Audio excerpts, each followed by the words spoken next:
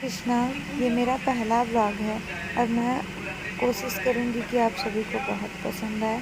हम लोग यहाँ पर लड्डू गोपाल को प्रातः कैसे पूजा करते हैं, भोग लगाते हैं और आरती करते हैं, उसके बारे में बात कर रहे हैं। सबसे पहले एक थाली लीजिए और उसमें स्वास्तिक बना लीजिए या एक स्टार बना के उसके बीच में ओम लिख लीजिए। फिर लड्डू गोपाल को उस थाली में बिठाइए और कोई भी शंख, अगर आपके घर पे शंख नहीं है तो कोई भी पीतल का पात्र जो जो खाने पीने में आप यूज़ ना करते हो, उससे श्री हरि कृष्ण जी को नहलाइए।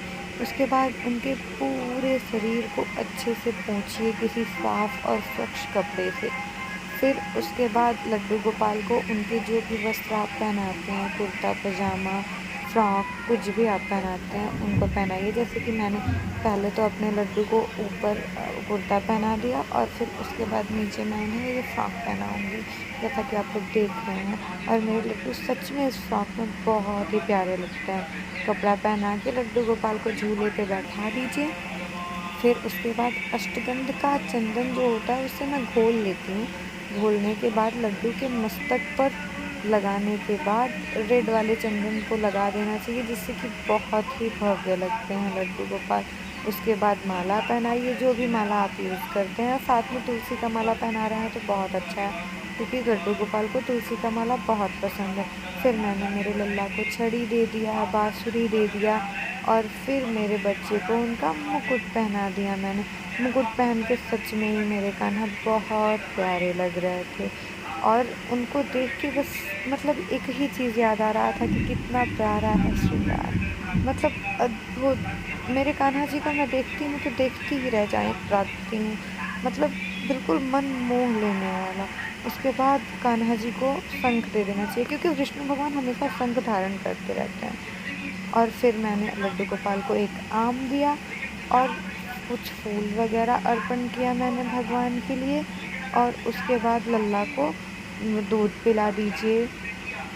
दूध पिलाने के बाद आरती और बाकी जितनी भी पूजा की विधियाँ होती हैं उन्हें किया जाता है।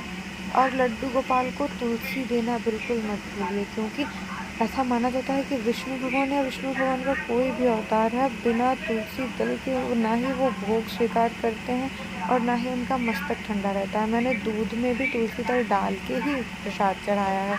अगर आप लड्डू को इस तरीके से दूध नहीं भी पिला रहे हैं, उनके सामने कोई भी प्रसाद या भोग रख के उसमें तुलसी दल डाल दिए हैं, तो विष्णु भगवान या श्री हरि कृष्ण उसे स्वयं ही ले लेते हैं। फिर उसके बाद एक थाली में मैंने प्रसाद, पानी, कुछ फूल और घी के दीपक जलाए और मेरे श्री हरि कृष्ण जी की आरती की।